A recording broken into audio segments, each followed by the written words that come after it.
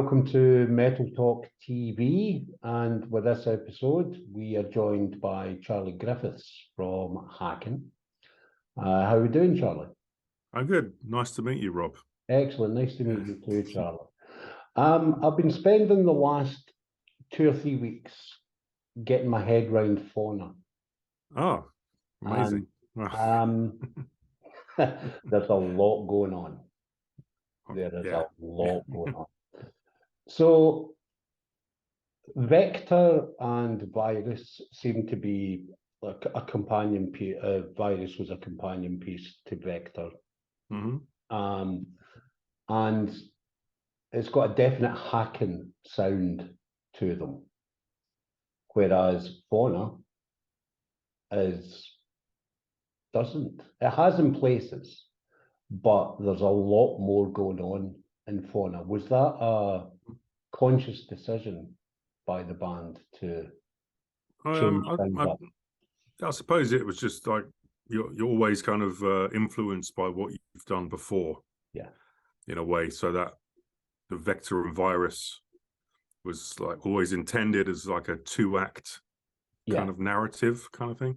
Yeah. And so that we kind of had to, well, we didn't have to, but it kind of seemed appropriate to kind of have like a sort of like a sonic identity running through both albums. Sure. So we kind of stuck to that, you know, the sort of vector virus mood that we were trying to create on those albums. And you know, I guess after like a few years of doing that, you know, you just want to, like anything, you know, you get try something different, bored of doing that, just go somewhere else. So the somewhere else we went was just anything goes. There's we've got a blank slate. Wonderful. And we can put on it anything we want. And it was so there was no plan for the album. There was no, this is what we want to do. It was literally whatever you bring in, we'll have a listen to it, and if it works, then it was really that, you know, just like you know, you start with nothing, and you just want to, you know, I guess our only kind of goal really was to be as imaginative and creative and experimental as we could. Having heard the album, I think you definitely ticked those boxes, because it's literally jaw-dropping in places. It's just incredible. Awesome. The first single, Nightingale, is probably the most Haken sounding for, if you're looking back at previous albums. There are obviously major Haken. It is you playing it, obviously, but there are a lot of left turns through the whole album. And not to be cheeky, but did you intentionally set out to write a song that no one could ever dance to? Yeah. I think that's all of them, isn't it? I think you're definitely keeping Raymond on his toes, because the time changes that are going on is just insane. Well, he's really the culprit. You know, he keeps us on our toes. He keeps us on our toes. Yeah, he's the kind of one that adds most of those kind of rhythmic twists and turns, and you don't know where you are. You have to, you know. So the second single was Alphabet of Me. Yeah. And if kind of lulling yourselves into a false sense of security with Nightingale, where you think, oh, there's a few differences here, that's nice, I like that. And then Alphabet of Me, you hear that and you think, who's this? There's like EDM in there, and whose idea was it to put the trumpets in at the end? I think that was Ray. That was Ray's idea, because he's a brass man. He plays tuba. Yeah. He's got lots of mates that are brass players. And it was just something he had the idea. He just kind of could hear it. Yeah, that would work. Yeah, it works incredibly well, and because it's very sparingly used, it's not like ripping your face off. It's just a nice little touch at the end. Yeah, it's great.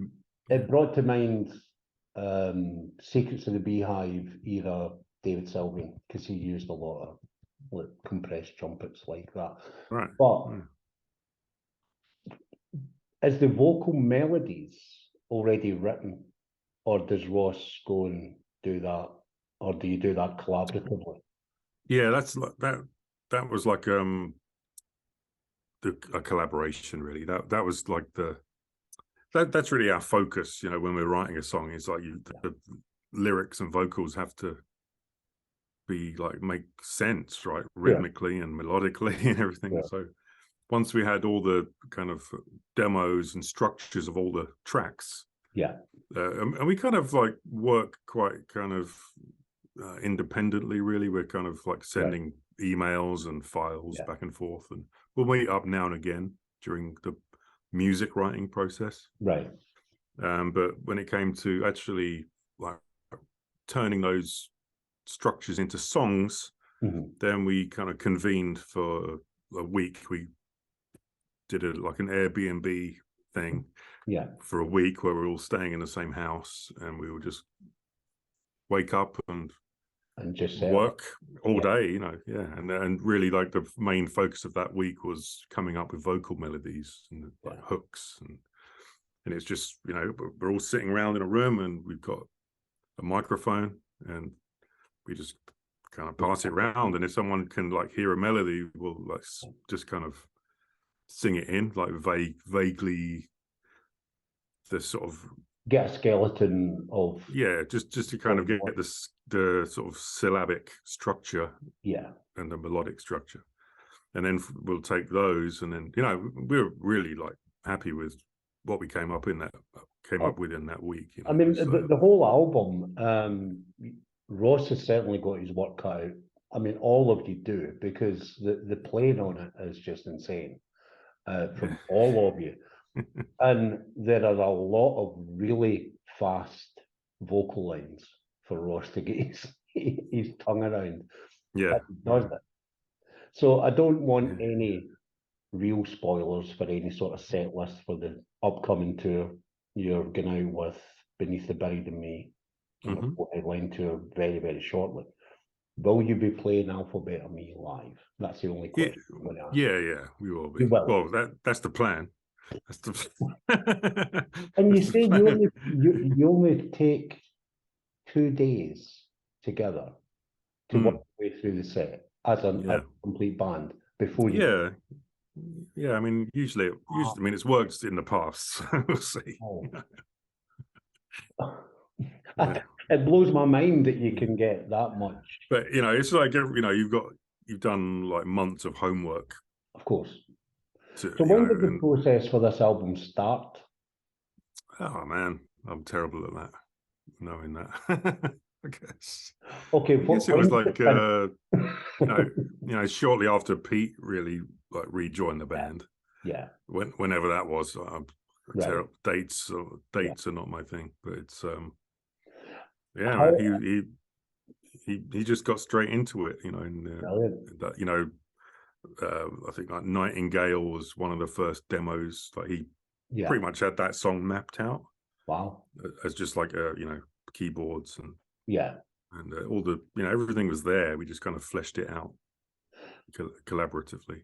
It must have been nice having someone back in the band that was there, obviously knowing the dynamic, the personal dynamic within the band, and you've not got new boy, got to try and bed him in type. You obviously knew what Pete can do, and you know, although, you know, he was in the band, you know, we'd never previously crossed over. You know, he'd left before I joined, kind of thing. But I was a fan of the band when he was in it. So it was like, it was kind of like, almost like I was fanboying. Like, what you played on that? I was like, I'm working with the guy that I saw in the pub years ago. You know, it was like, it was really fun. So Diego just went off to do his own thing, and that was an obvious. Did you approach Pete, or did Pete approach you? I mean, I don't remember anyone kind of approaching anyone really. It was just kind of like I think like Ray and Pete were at primary school together, right? Yeah. So yeah. they've been friends ever since. So they've obviously stayed in touch, and Pete's been like working in like physics, away from music for a number of years. But then he sort of came back into music via Nova Collective, which is a band with Rich. Yeah. So he's just kind of always been around as a friend and a mutual kind of musician so when it came to the time of needing a keyboard player, he was just like the natural choice, and I guess like we didn't know if he was able to commit to it, because he's had a job and stuff like that, and it's quite a big commitment, obviously, going, like you said, going from full-time paid occupation, and obviously what you do is full-time, but do the wages match? And you don't get paid a full-time wage. That's true. Yes. So I play guitar very badly. I'll sit and strum a few chords. I've never tried a 7-string. When did you first try a 7-string? When from the 7-string, I went to like in the sort of 90s, really. It was around the album that did it for me was a Fear Factory album called Demanufacture. Yes. And it was all these songs on a low B string. This kind of super tight. Yeah, all that kind of super tight picking. Yeah. And I just loved that, and it was I just thought, oh man, I need to play these songs. So that's why I bought a 7-string just to play along to that album, basically. So you can blame Dino for getting you. Exactly. Exactly. Yeah. And he's still like one of my biggest influences as a musician. He's an incredible player. He's an incredible player. I don't think player, an amazing songwriter as well. Yes. Those Fear Factory songs are catchy as hell. I don't think he gets the props that he fully deserves for that. I mean, Dehumanizer's an insane album. And changed a lot for a lot of people. Oh yeah, yourself included, obviously. It was like they took that one riff from Metallica's One.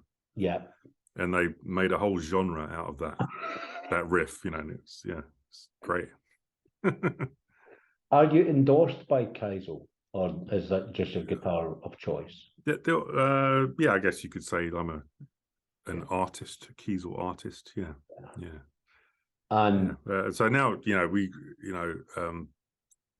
after the 7-string, then 8-string became the new heavy. So I got one. I got one of them. I got one of them. Yeah. But it must give you more scope for playing more intricate runs, and obviously you can get a lower end to your playing. Exactly. Yeah, that's really it. It just gives you, most of what we play is kind of in the middle range of the guitar, but then obviously you can extend what you're playing higher or lower, and it's just more effective when you're kind of in that middle area. Then you go down super low. And the frets are fanned, obviously, for the radius of the neck, to keep it in tune. I'm guessing, to keep it tonally correct. Yeah, they don't have to be. You can have it straight as well, but it's just more. I guess it's kind of inspired from piano strings, where it's and it's easier. The long, I'm guessing it would be easier. It's kind of it makes like if you're playing like blues bends on the thinner strings, they're kind of the same tension as you're used to. The longer the string, the tighter they are. So it's bending is the thing. So you all come in with your various demo ideas. And I'm guessing, and this is pure guesswork, the majority of the tracks on the album are ideas from all of you. Just, I'll use this bit here, I'll use. Whereas before, Rich was the main songwriter of the band. Yeah, yeah. And yeah, that was like the first 3 albums, really. The album was written, yeah. And it was like, when I came into the band and we did, Aquarius and Visions, and I almost, they already had like a good thing going, kind of thing. So my mentality was, I don't want to mess with anything, kind of thing. Just like, they're writing, they're coming up with good stuff. I'll just kind of add to it. Right? But then, Rich kind of took the decision after that I guess it's just too much pressure. To keep being the sole songwriter. It takes so much time. So it was like, then we kind of did it as, everyone can just throw in a song and we'll work on it. It makes it probably makes it more a band identity rather than 5 fantastic musicians playing another musician's material. I mean, obviously, you would have had your say in certain aspects of Richard's songs. You would interpret things, but by him, I mean, we've always kind of like credited on our albums as like by Haken kind of thing, just to kind of so we don't really want to have that somebody's in charge kind of thing, and they call the shots kind of thing. It's very much a democracy. One man's the boss, and what I say goes. I can understand that, definitely. But you kind of the democratic way takes longer, of course, because it just takes the process just takes longer for everyone to become happy with it. But we always get there, right? But the thing is, you don't write short albums. There's 9 tracks on Fauna, and it's over an hour. And at no point in that complete running time do you get bored, because there's always something happening. Right. And usually it's something that makes you go, "Oh, I didn't feel that coming." I mean, there's nothing wrong with a 4/4 basic. Yeah, that's good to know, because we are kind of like always trying to, we're not trying to write long songs, right? We're always trying to edit them down, actually, remove stuff that doesn't really need to be there, right? Just because of that, we want it to be interesting every second, so that's what we're trying to do anyway. The start of Taurus, which opens the album, has got a proper gnarly guitar tone right at the start. It's like a wake-up call. Those kind of harmonics. Oh, here we are. And then it completely flips in itself. And you think, wow, it's like ringing somebody around the neck and saying, listen to this. And you go, okay, well, I guess I better pay attention now.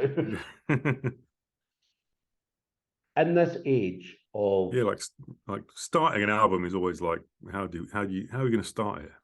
It's like we don't really want to do like the kind of like the cinematic symphonic intro, or it's like it's been done so many times, so just want to start with something that catches your attention. Punch them kind of in it right at the start. Bang! This is oh god. It's great. I love it. In this age of streaming, not many younger people, I mean, I'm an old man, not many younger people listen to an album start to finish. But I find that's important for me, because an album tells a story. And it doesn't need to be a concept album at all. But there's a reason that you've put Taurus at the start. There's a reason that Beneath the White Rainbow is in the middle. And there's a reason that Eyes of Ebony closes it. there's specific reasons for that because it makes sense. Yeah, I think like the way we kind of thought about that was like because you could put them in many different orders, right? Sure. It'd work. But yeah, I think we actually thought of it as vinyl sides. Yes. So it was like, so this side one is going to have like this kind of mood, or this kind of journey to it, and so forth. So we had 4 sides to spread the songs across. So that was kind of our thinking that we ended up with a sequence, and then so we just kind of thought of it like that. This is designed to be on vinyl, right? This album, right? Yeah. So, yes. And streaming, it's going to be on streaming, whatever. Yeah. But the cover artwork is just breathtaking. That's a beautiful, beautiful image. Yeah. And it's awesome. that itself is designed for a 12-inch vinyl sleeve. Because I'd pore over that for days. It'd be amazing. Yeah, and it's like so this guy Dan Goldsworthy, who worked with us like really closely on, he heard the demo. He was like one of the first guys to hear the demos and to get the lyrics, and he worked his ass off on not only the cover but all the other, like there's like the wallpaper behind. There's like all Easter eggs in there relating to the songs, and in the booklet inside and stuff like that. It's just full of nuggets and Easter eggs. Details. He's really put a lot of thought into it. And we did it to kind of to reward people that buy a vinyl, right? So you got to get your value for money, right? They're not cheap. No, they're not. No, but it's worth it. Yeah, without a doubt. Because, like you say, the rewards from that. I remember when I was a kid getting vinyl albums and poring over the sleeve and sleeve notes and absorbing everything. And it's nice that it's going to sound really condescending, but kids today has got the chance to do that now. After so many years of MP3s, streaming, etc. I mean, that's still obviously prevalent. But to actually have the joy of taking home a 12-inch slab of vinyl is just a glorious feeling. Oh yeah. And so that's what it is. Yeah, it's like you actually own that forever, right? So yes. You feel a bit cheated in a way where you pay a tenner and you've got it on your playlist on your phone. Yeah. I mean, it's like, is that it? Yeah. And obviously the amount of time and effort going in to make it as sonically perfect as you can in the studio is completely lost when someone's playing it through a phone, because they're not going to hear it the way it should be heard. Oh yeah. But unfortunately, most people will listen. You've got to compress certain frequencies in order to get it through those tiny little speakers. But and most people, let's be honest, will listen to it through there, which is a shame. Yeah, but I just sort of still cling on to the, hopefully people will use streaming. People that are fans of this genre obviously know that, that money from the streaming doesn't get to really people like in our genre, right? Exactly. It's all vacuumed up by the Taylor Swifts and who is great, but but I mean, she might have enough money. I don't know. I think she might. Hopefully we'll people. I like to think people would use streaming as like a try before you buy, kind of thing, and then like if you really do love it, they would go out and buy the vinyl or the CD. Yeah, I went to see Frost in December in Islington, and bought the T-shirt because fine well that money is going to them. Yeah, exactly. You're handing the money to the band rather than percentages going elsewhere. And I think you should support, if you like a band, you should try and support them as much as you possibly can.